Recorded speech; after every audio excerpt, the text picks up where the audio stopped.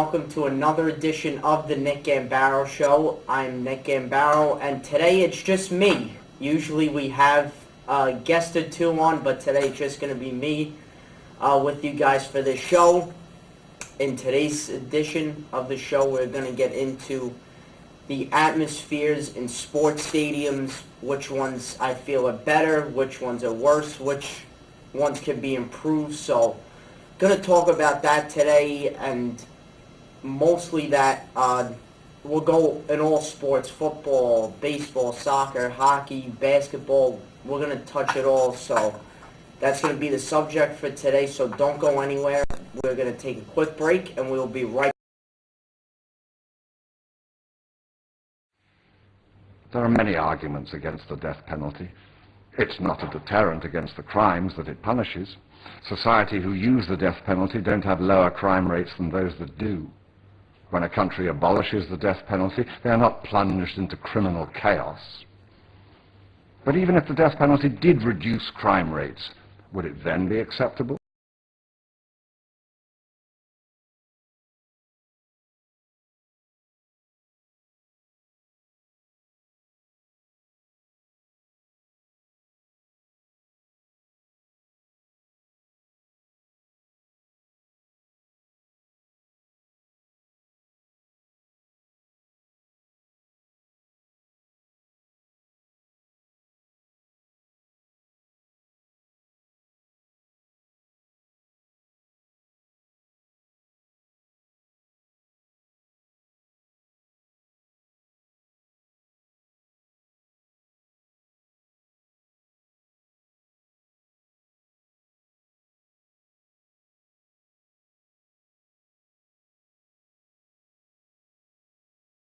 We're back here on the Nick Gambaro Show. I'm Nick Gambaro. As I mentioned in the opening, we're going to talk about today the atmospheres in different sports stadiums, which ones are better, worse, things like that. So we'll jump right in since we're here at home in the U.S. and football is the absolutely most popular sport by far. Figured kind of compare the NFL stadiums, compare the college football stadiums. I know there's always a big debate about that and which sport is better and what event live to go to is better. Well, from my experience, I'll admit I've never been to a college football game. The only one I've been to is Delaware when my cousin went to college there, which is not a big school for football. Or sports for that matter. And NFL, I've only been to Jets games. I'm a diehard Jets fan. But from my knowledge of football, watching it for many, many years and, looking and kind of studying the atmosphere of the different stadiums and just seeing the fans and kind of being in that atmosphere, it's, I think more so depends on what college stadium you go to, especially if it's a bigger program, like a Texas or, Alabama, Auburn, Ohio State, Michigan. Those fans in those stadiums are going to be a lot louder, more passionate, maybe than some of the smaller schools. They could be passionate as well, but you see how, like, Michigan Stadium holds, like, more than 109,000 people in it. Ohio Stadium, same thing. So all the stadiums in Texas, a lot of them are more than 100,000 people. So college, even though it's not professional, the players don't get paid, and, a lot of the fans either live there maybe and that don't necessarily, they never been there, but they still live in the town, or, they maybe don't have a professional team like Alabama. They love their college football because they don't have an NFL team to support, so they support their college teams. Or if you went to school there or go to school there, then of course you're going to go to the games. If you're really into the school and love it that much or a sports fan, but you see kind of with college how they kind of play more for pride, and where the NFL, it's more money-based, and not that the players don't want to succeed or don't want to win, but there's a big gap and a big difference, I think, with college and NFL stadiums. I mean, the biggest stadium is what we have here, I wouldn't say a few miles, but right across the river in New Jersey, MetLife Stadium, that holds a little bit more than 82,000, of course, because you're in the biggest sports market in America, New York. So, of course, they're going to have the biggest stadium. But even now, the Los Angeles Rams, who just recently are brought back from St. Louis, they play in the LA Memorial Coliseum.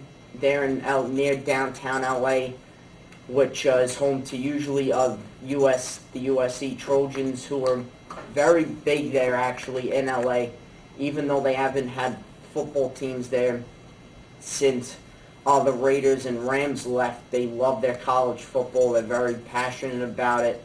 The other professional teams as well, of course, but they're really big into that, and that stadium holds about 90,000. So I think the Rams will get, good crowds this year. I think the fans obviously are excited, especially the diehards that have been waiting for the Rams or the Raiders to come back to LA. Definitely, but I'm going to get to the NFL more in a couple of minutes, but just to finish with college, you see stadiums, as I mentioned. Even Texas A&M has another big stadium there. They were the original, I believe, who coined the slogan, home of the 12th man, which is, the fans, and that make a difference in the game.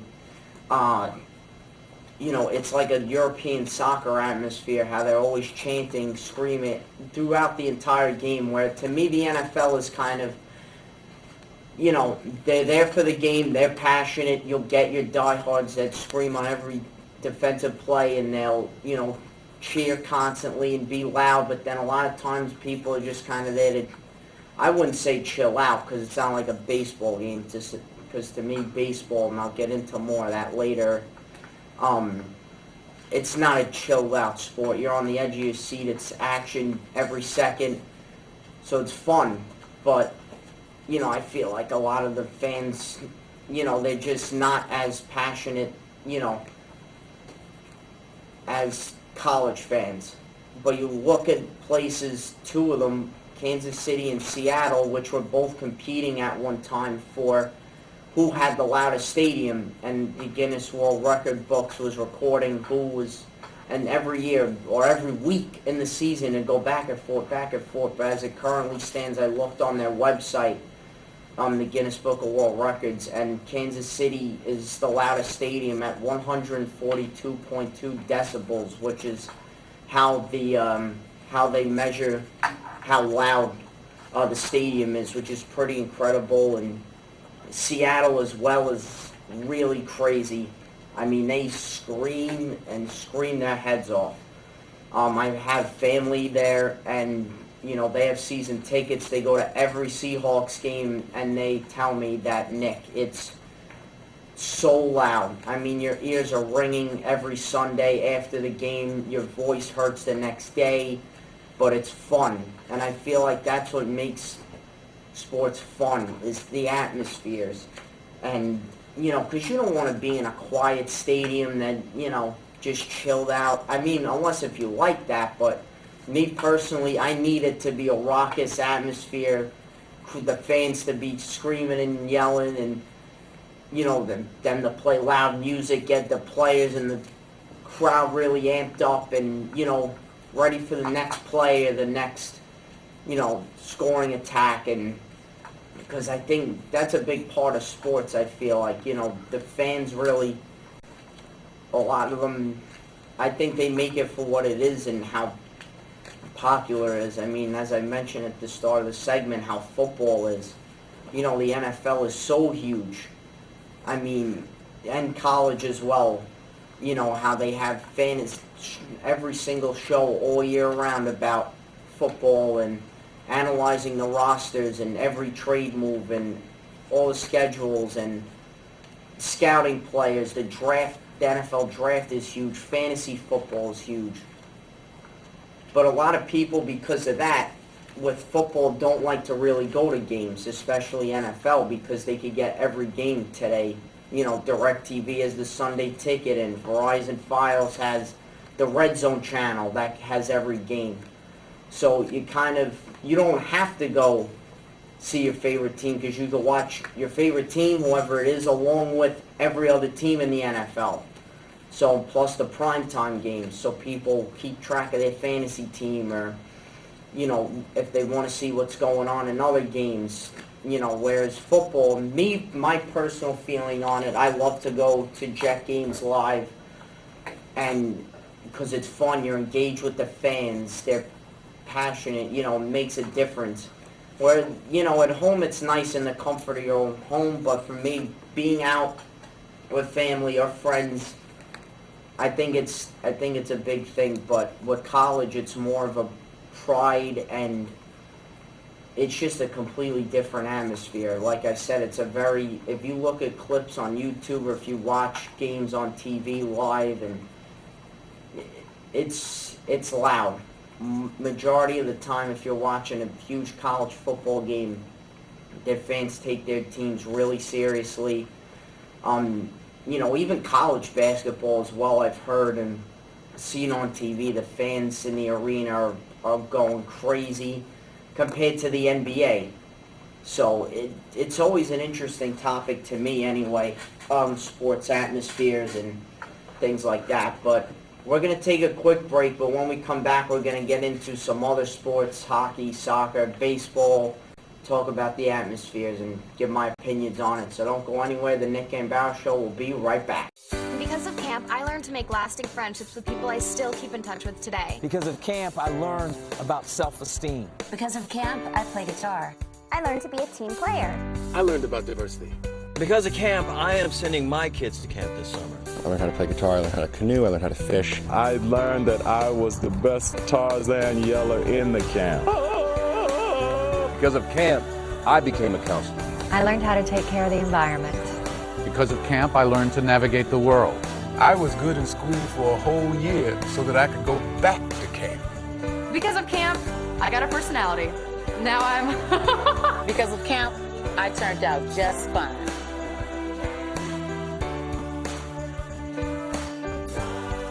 Hey guys, if you feel free to email me, if you have any questions, comments, or if you want a topic to be discussed on the show, you can email me at the Nick Gambaro Show at gmail.com. So send an email to me if you feel free. And what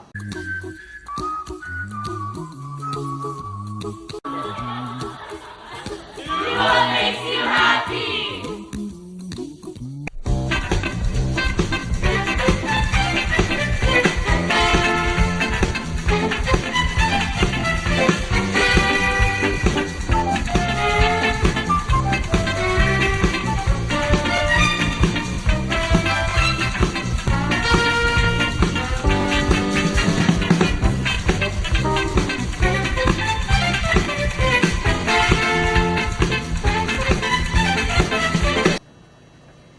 welcome back to the Nick Gambaro Show. I'm Nick Gambaro. We just discussed the football atmospheres in college and the NFL. Now I'm going to move on to the rest of the landscape of sports, hockey, baseball, etc. Baseball and basketball, to me, well, and yes, I'm not a big fan of them, but I think a part of it is the atmospheres in the stadium. NBA, to me, there's not a lot of defense. I think, to me, too much scoring. The fans, to me, and listen, this is only my opinion. I'm not trying to knock any fan or any, if you're a fan of that particular sport, that's great. More power to you. Me personally, baseball just doesn't do it for me because it's very chill atmosphere, and basketball as well. It's it's too much scoring. It's not to me the last part of the game, the last minute of the game is where all the drama really is, and because there's so much scoring, and then the last minute to me is what I could watch Same thing with baseball. I gotta wait until like later on in the game to really watch it and get into it. I mean, I've been to very lucky enough to went to a World Series game last year when the Mets were in the World Series. I'm a diehard Met fan. I went to a playoff game as well, not Citi Field, Shea Stadium, when they were in the NLCS in 2006. That was pretty crazy. Also, Citi Field, it was crazy. It was loud, but not for the entire game consistently. It didn't seem like. I mean, the fans were into it, but to me, the best playoffs are hockey. There's always dramatics, a lot of dramatics to me in hockey because it's a fast up and down game. The fans are right on top of you. You're in a small arena depending on where the team plays. A goalie save, team on a power play, you're desperate to clear the puck out, they're taking shots. A team scores, and I'm a diehard Islander fan. I was very lucky as well to go to a few months ago to Barclays Center to see the double overtime winner by John Tavares. The Islanders, it was their first playoff series win in 23 years, which is a long time. It's about the same age as me. So, since I've been around on this earth, the Islanders have not won a playoff series, and finally they have. So, but the atmosphere at Barclays Center, a newer arena in Brooklyn, but really loud atmosphere. Just the fact that it was a double overtime winner, because that's the thing with hockey. It could go on till 3 in the morning, and you still won't have a winner until that one goal is scored, and the fans just go crazy, and the players clearing off the bench celebrating. It's fantastic. Also, I was very lucky enough, too, to go to a playoff game at the Nassau Coliseum before the Islanders moved to Brooklyn, and that was an unbelievable arena where you were on top of the rink almost and on top of the players, and the ceiling was low. It was a very low attendance, much like Barclays Center, but it's a very old building, like Shea Stadium and many others that, to me, that's the whole thing with atmospheres too. Like today, of course, especially here in the U.S., a lot of the sports teams, have newer arenas, brand new arenas. And, the atmosphere just isn't the same. Whereas if you went to a Nassau Coliseum or Oracle Arena in Oakland or, any old stadium, the atmosphere is completely different. But the Coliseum, it was, it echoed, it was loud. So was Barclays, but I wouldn't compare the two because it's two very completely different arenas. It had that kind of historic nostalgia to it. Nassau Coliseum, in their heyday, the Islanders won their 4 straight Stanley Cups, 19 consecutive playoff series, which will never be done again. No team wanted to come into that building, and I'm so upset.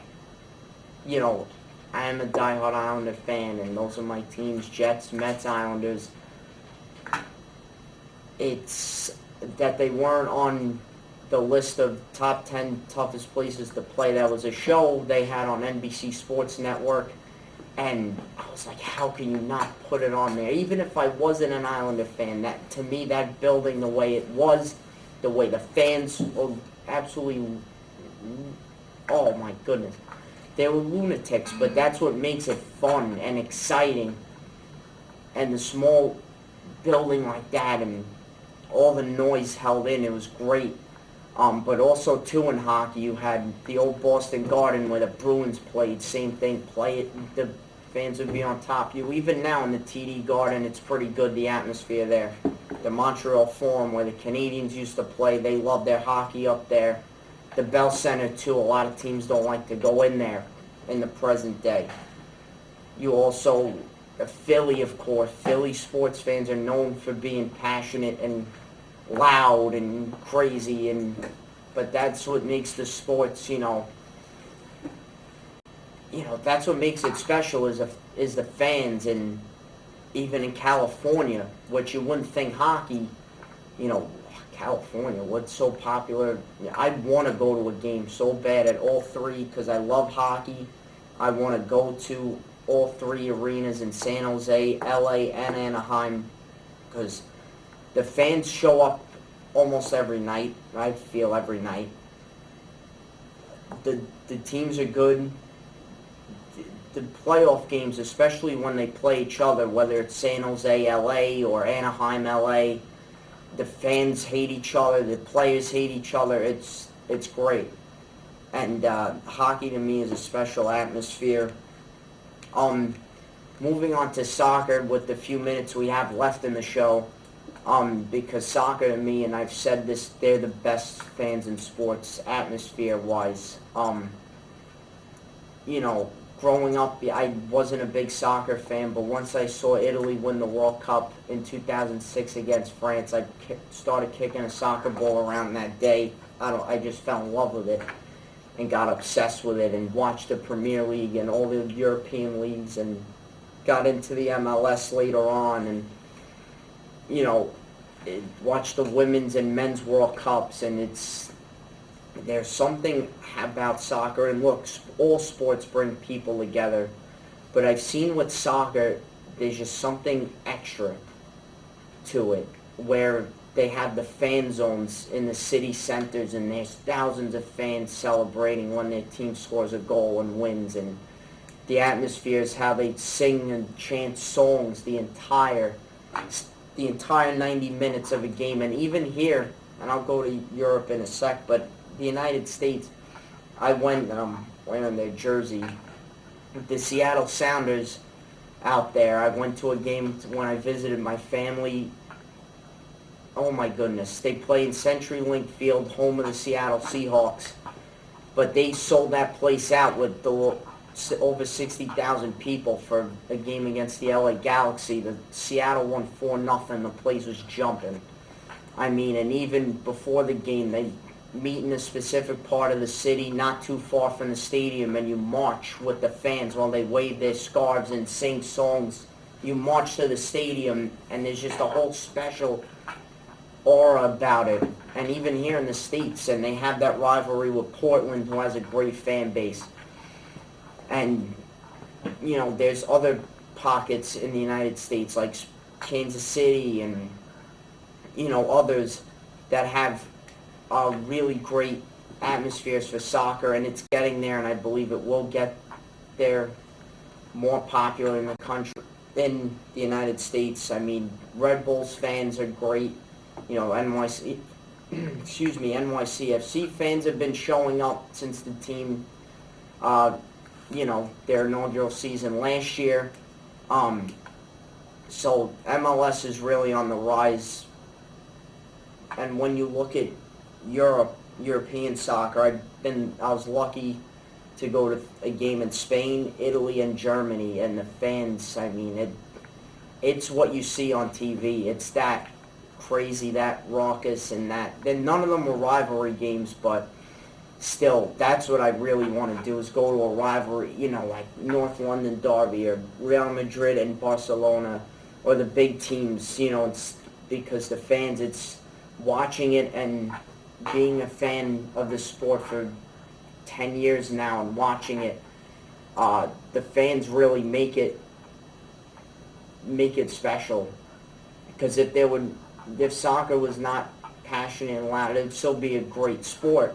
But the fans, it's fantastic. I mean, some of the loudest stadiums you see in England, like Old Trafford where Manchester United play, White Hart Lane where Tottenham play, like the smaller stadiums, and they're all old, by the way. All these European stadiums, most of them are still built like in the late 1890s, and they're still around. I mean, yeah, they fix them up and update them a little bit. But Anfield, too, and when the whole crowd sings, "You'll Never Walk Alone," and in Spain and Italy, and the Allianz Arena, which is a newer stadium in Munich, Germany, but even that has a great atmosphere. And where they're swaying back and forth, the crowd, they're jumping up and down in the stadium. I watched this video. It was a German team. I can't recall the name of the team, but I sent it to one of my friends. I'm like, yo, you're not a soccer fan, but you have to look at this. And it was stadium that literally it was going up and down, shaking, literally shaking the stadium. So, you know, this is a very special topic to me. It's something I enjoy a lot.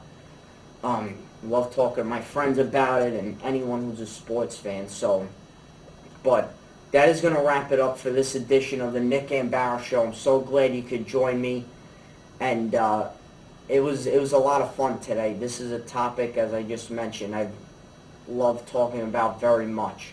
So, but tune in next time to the Nick Gambaro Show. I'm Nick Gambaro. See you soon.